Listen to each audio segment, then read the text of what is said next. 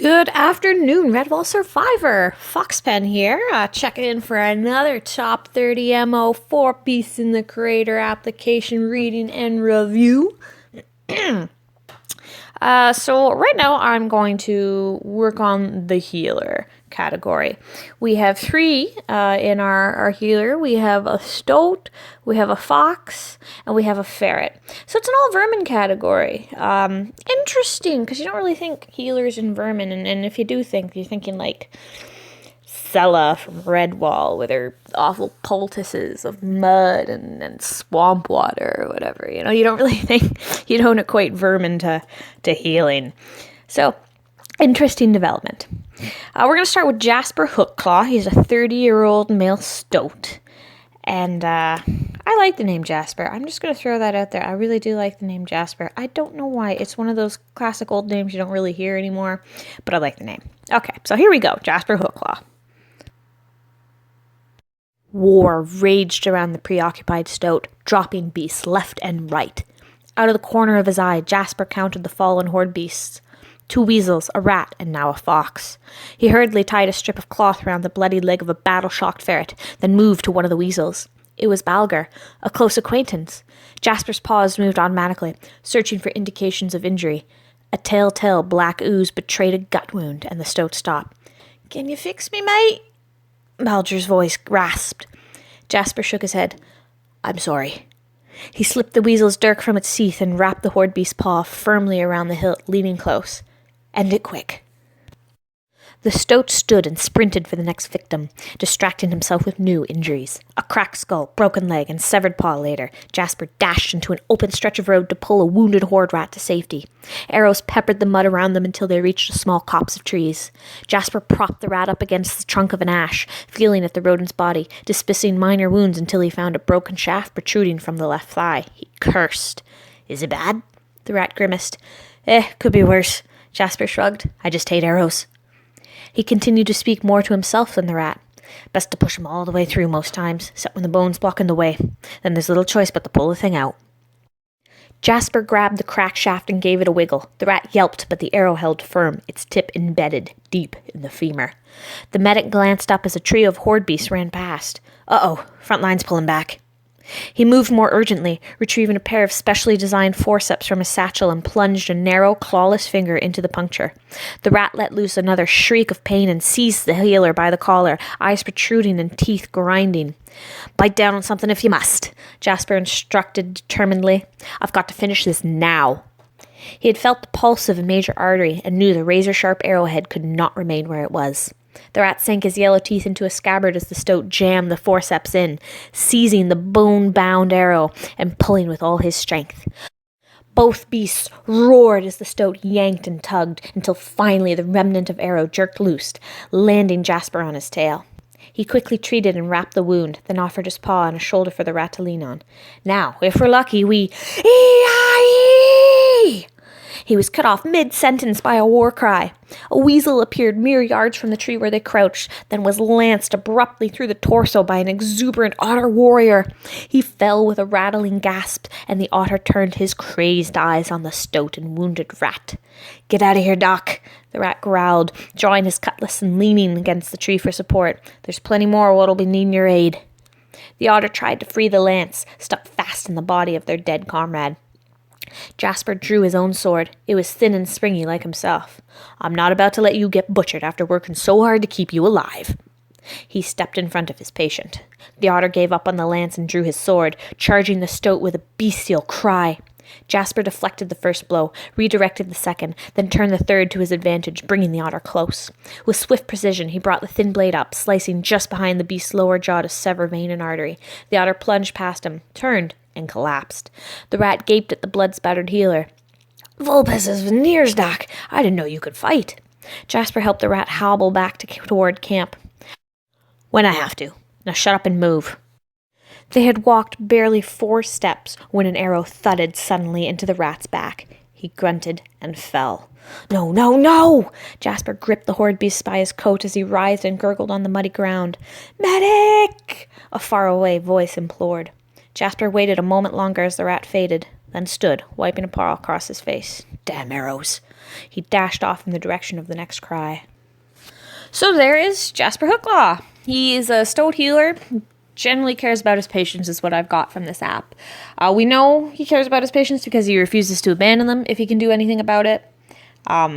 Okay, he does leave his first patient, the weasel with the gut wound who was gonna die.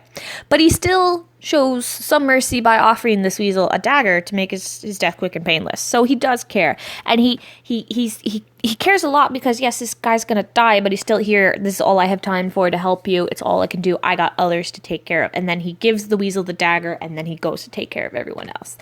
That little action also harkens forward to the rat at the end.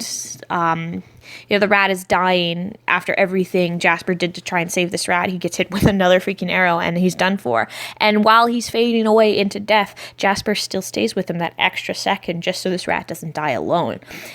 That's like, he cares. Jasper seems to care a lot, actually. He's in the middle of battle. The front line's retreating. He doesn't really have a second to spare. There's beasts all over the place that need his help. He was just in a fight with an otter, his own life is in danger, but he spares that second. So yeah, that was a great little bit of detail there. Shows a lot about Jasper's character.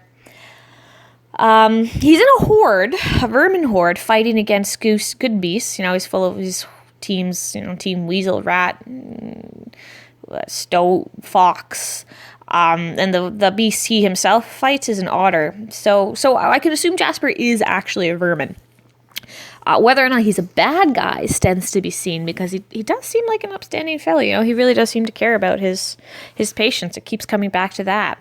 He's also, he's really brave. He runs around the front lines patching up beasts as he goes. He's calm and collected in battle, even though, he talks to us. He talks to himself. It shows us that he knows what he's doing. And it probably also brings the rat a bit of comfort, having everything explained to him while this Stoat is playing tug-of-war with an arrow in his femur. I really like this application. It's really well paced. There's lots of action, but not once did it feel cluttered or was it hard to follow. Very crisp, clean, and concise, with a few little ditties of detail to fill in the blanks. So I really enjoyed this app. This is a really strong category too. Lots of interesting characters in it. So this is a great way to start the category. Congratulations, Jasper, on getting in the top 30. We're going to move on now to Kentrith Hapley. He is a male fox, and at the time of the prologue, he's 32 seasons old. At the time of the application, he's 22 seasons old. So the application takes place 10 years before us, the audience, is given the prologue. I don't know how I feel about that. There's a lot of chat on it or about it on the forums. I think honestly you should just write the time of age for the application. So like the application takes place at the time of the prologue, kind of just like everyone else really did. This whole 10 seasons gap, yeah, Beasts changed in 10 seasons, 22 to 32. Good lord, I'm 28 right now, and when I look back from when I was 22, I'm like, oh my gosh, what was I doing? I don't know.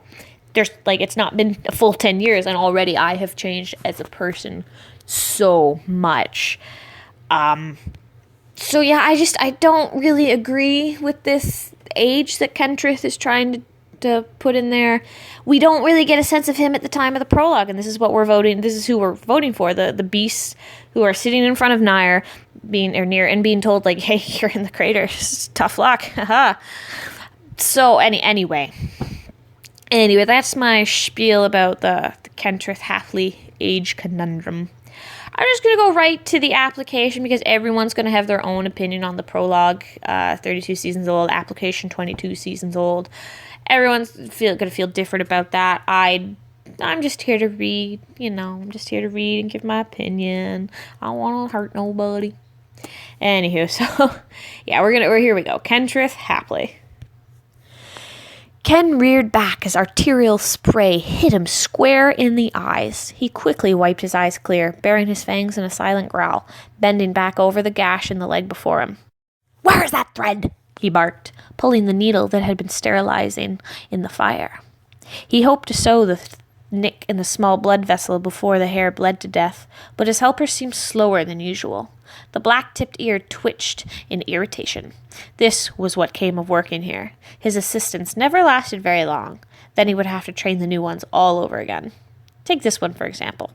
The timid mouse crept up to him, shoving the newly made strands at him. He glared at her. How by hellgates had she survived 2 seasons in this place? Taking the flax thread, he deftly threaded the needle, and instructing a burly hedgehog to hold the writhing hair still, he began to sew. He cursed as the poorly made thread snapped, forcing him to tie it again. "'Twould be stronger if you used hair," came a dry voice from behind him. Ken didn't need to turn to see who watched his battle to save the broken fighting beast before him. "Are you volunteering your own coat, Nire?" Ken bit out, working to keep his paws steady as he closed the gushing artery, then began on the muscle around it. The hair might limp evermore, but he would keep the leg. Maybe. The lord of the crater was silent as Ken stitched up the leg, slathered it with his green poultice, then turned to a stoat that had been shot between the ribs. Ken was fairly certain that they hadn't bothered to dig the crossbow bolt out. He pulled out his leather case and extracted his special knife, one of his own design. The sharp blade widened the wound enough to where his sharp eyes could pick out the sliver of wood, and he used his special pincers to slide the foreign object out. Once it was safe in the waiting bowl, he used more of the inferior suture material to sew the stoat back up, and more poultice to draw out any poison. "I was thinking your tail would provide adequate material," Nire finally replied, his slit-pupilled eyes studying the young fox. Glancing down at the instruments that Ken was hurriedly cleaning before another beast was dropped before him, he purred, "I was also thinking that your skill with a knife would be fascinating to watch in the ring." Ken froze with the blade of his knife submerged in boiling water. He lifted his head to stare at Nire, afraid that he was serious. At last, voice forcefully steady, Ken replied, "You can either have a healer or a fighter. Not both. I go into the ring, and I refuse to patch up those I slice open myself." "You slice that one open," the lynx pointed out, jerking his chin toward the unconscious stoat. Ken took a wet cloth, causing the mouse assistant to squeak as she snapped it out of her paws, and wiped off his paws and muzzle. "Kentrith," Nire said suddenly, his voice vicious. "You have been here for 2 seasons, and not once have you stepped in the ring. You spend your time sewing up fallen champions in an effort to give them one last glory day. A wasteful gesture, I warrant." He rubbed his whiskers thoughtfully. "I might change the rules, so that there are no fallen champions. Only those who win earn the right to healing." Ken slowly straightened, trying to swallow the lump in his throat. "And those who lose?" The lynx leered evilly. "They will never need a healer again." He raised one brow at him. "Then what will you do?" Ken watched the retreating figure, the bloody room around him fading away in a mist of red rage. He knew what Nire wanted him to do, was going to force him to do. Anything for a show, Ken thought bitterly. Would he ever return to the days of his youth? Well, he remembered watching his mother at work, her paws tending to wounded beasts, the entire process seeming like magic to him. He stared at the gleaming instruments in his paws. Perhaps it was time to join the fight. Perhaps that was indeed the only way out of here, besides death. So there you have Kentrith Hapley. So, like, okay, the ending of the app when Nire seems a lot more evil than he does in the prologue here. Well, it was 10 years ago, maybe. He's changed. Nire's basically giving him an ultimatum, an inferred ultimatum. Either you fight, or I change the rules, and you are out of a job and forced to fight. Har, har, har. Now. So, Ken, I don't know. Will he have been fighting for the last 10 years, or will he have somehow convinced Nire to not make him fight and to keep letting him heal beasts? He seems, it's just like Jasper, he does seem to care, you know. He's doing his damnedest to help save this hare's leg or the stoat, and he's been giving, you know, he's very good at what he does, but he's also very impatient. He's snapping at this mouse maid who's been there 2 seasons trying to help him, We don't know how he treats that burly hedgehog that holds the hair down, but we can only assume not very well, probably.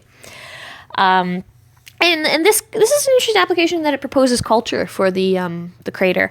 Perhaps good beasts are delegated to assistant roles here, like the mousemaid or the hedgehog, and perhaps only vermin are given jobs of prestige, like the house doctor. Who knows? Something that, the contestants who get in could discuss if they want to, give the crater a little more culture than just slash and hack. So yeah, Ken also, he admires his mother, and that's why he became a healer, because his mom was a healer of some kind, which, that's great. A lot of people follow in their parents' footsteps. It's very realistic, especially for a medieval-esque type story.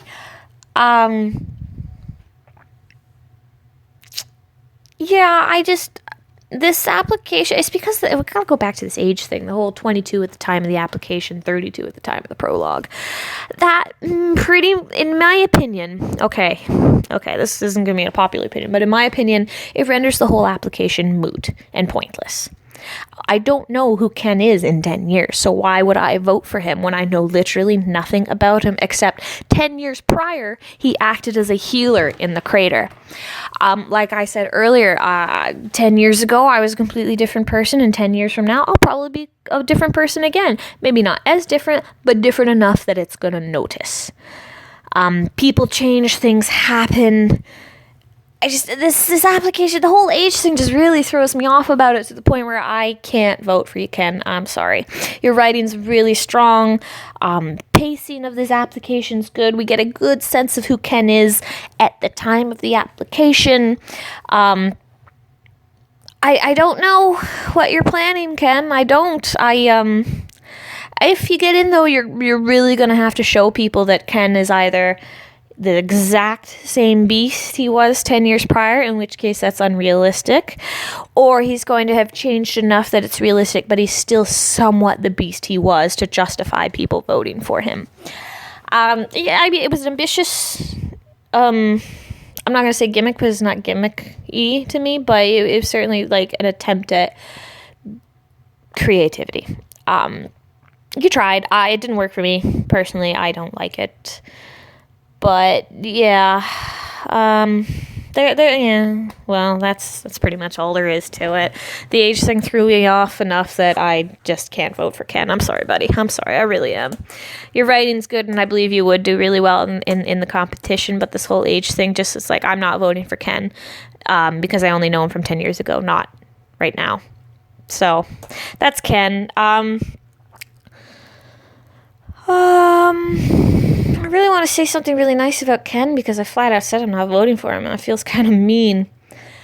But, he writes gore without being gory, so that's nice and classy. I know a lot of people don't like, on the forums, they don't like gore for the sake of gore. When Noonahootin was having his wing operated on, it wasn't gore for the sake of gore, it was gore trying to be realistic, but people just didn't dig it. And then in other competitions, there's been a lot of, blood and guts, and once again, people can get pretty weary of it. So, the wounds and the arterial spray in the face, that was just gory enough to make you realize, yeah, this is real, things are real here.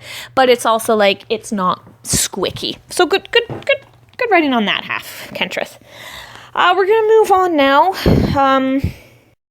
We're going to talk about Maeve. She's a 16-year-old ferret, and she's the only female in the healer category.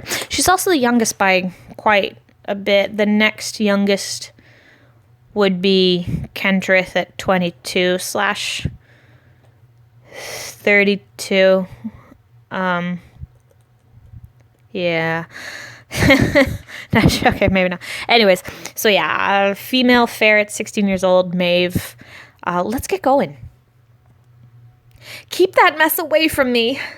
Maeve's compress gushed from the side with raw mushrooms, twigs, and a few millipedes fighting for a way out. The ferret tried applying the rank wrap along her twin sister's wounded leg. She received a kick, a sable leg plowing into a silvered stomach for her efforts. Riley yelped after lashing out. Her crying redoubled once Maeve recovered and bumbled over with the seething compress still in her paws. The linen ribbons about Maeve's wrist quivered, though her muzzle and slave collar remained still. I got the arrowhead out. We're almost done. Maeve knelt down and dodged flailing ferret limbs. All blood and blessings in balance. No, no, no! You can't say that. You're not Mum. We should never left the bleeding mines. She's gone for good and you're... She's not gone for good. We'll find her at the northern quarry. You heard the hares. Quiet. I know you heard too. No, the quiet. Mossflower woods normally surged with the songs of flirting sparrows and the crunch of leaves under footpaws. Yet, now, silence reigned in the Viridian rush.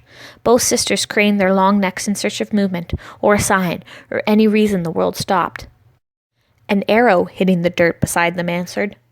Blight is over yonder! Eulalia! The twins ran well before the hare war cry sounded. At first Ryla kept up with Maeve's wobbly stride. Then a yard grew between them. Then their sprint became more of a gallop. We're dead.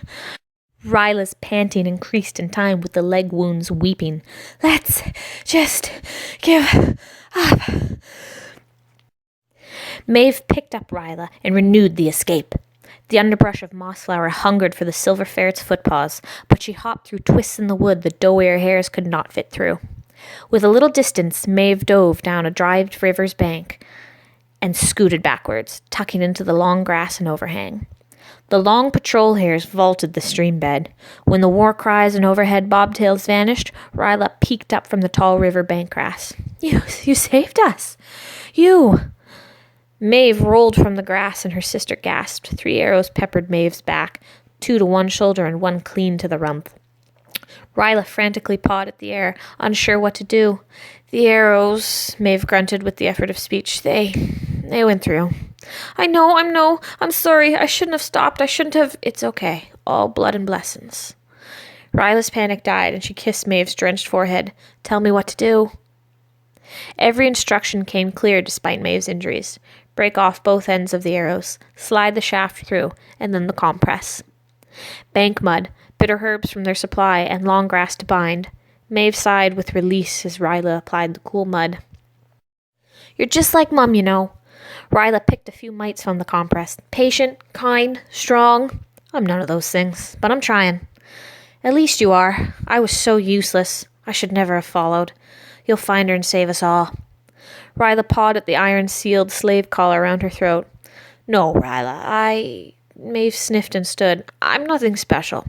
We'll find Mum and she'll know how to free the whole family. The moment they climbed the bank, they found the long patrol hares had snuck up on them in complete silence.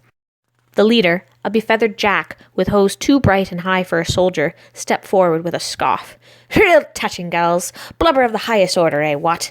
The soldiers all sniggered. Right bit of sport, but the foot is a game, and the game is a foot. Back to the mines with both of you.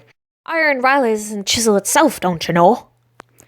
Maeve backed up toward the bank's edge, where they could hop down and renew the chase. She tugged at Ryla's tunic to pull her back with. Ryla picked up hefty stick and held it like a sword. Run, Maeve.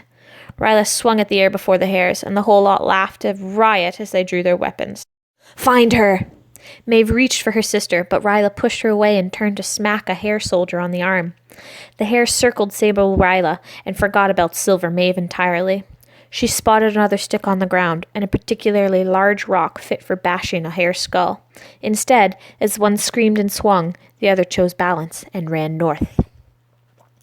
So there is Maeve. I had to read this application a few times to actually understand what was going on. There's a few reviews on the forums. People have been saying that Maeve is a bit overpowered, and I concur. But I don't think that's intentional. I think it's just the choppy writing that makes things kind of seem a little unrealistic. Maeve carries her sister, even though she gets hit with some arrows. Her sister actually kicks her too in the gut, which probably hurt. Something about Maeve's wobbly gait too. I'm not sure what that's about. It seems to me that Maeve shouldn't be able to run fast with a wobbly gait, and that Ryla should have overtaken her. I'm not sure. The application itself is a wee bit confusing with the action. I'm not entirely sure what's going on at all times. This is why I had to reread it a few times. Let's see. There was also something the hare said at the end. Iron Ryla's and chisel itself, don't you know? I don't know what that means. Was that a typo? Also at the very end, Ryla rather is like, she picks up a stick and tries to swing it at the hares.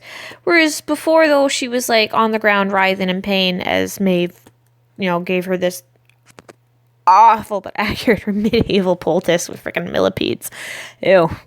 Ryla's like crying and kicking and flailing, and she got hit with an arrow too, and they're both been arrowed and they're fighting.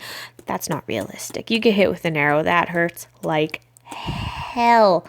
I've fortunately never been hit with an arrow, but I have stabbed myself before, and I've had run-ins with saw blades that were a little close, and I've seen accidents happen. I've seen people fall in the forest and accidentally impale themselves.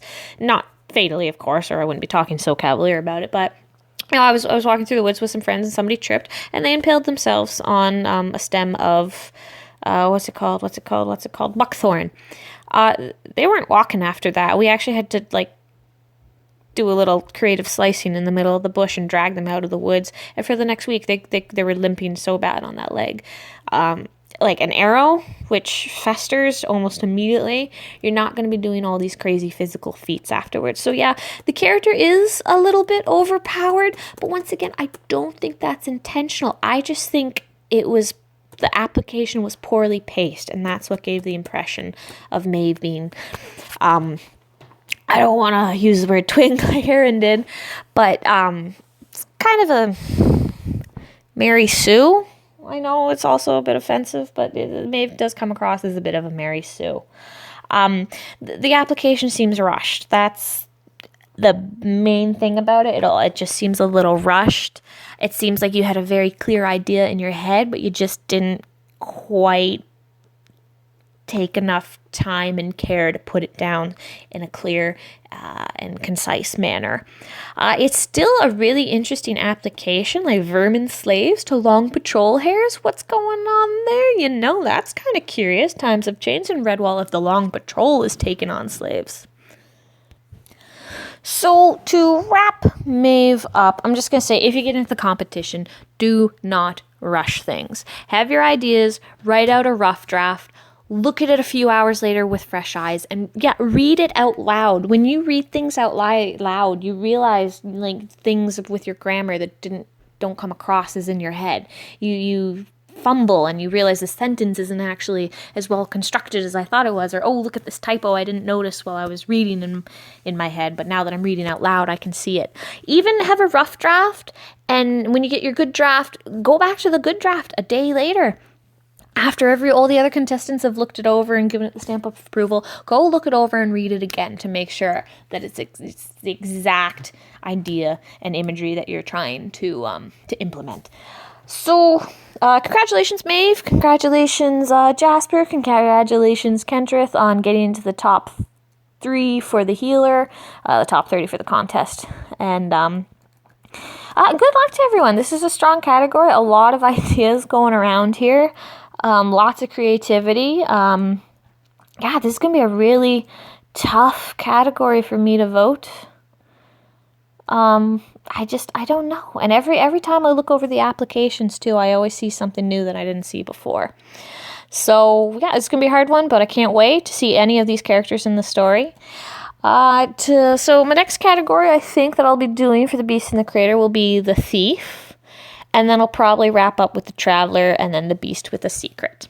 So I'll see you all later. You have a great afternoon. Foxpen out. Yee yee.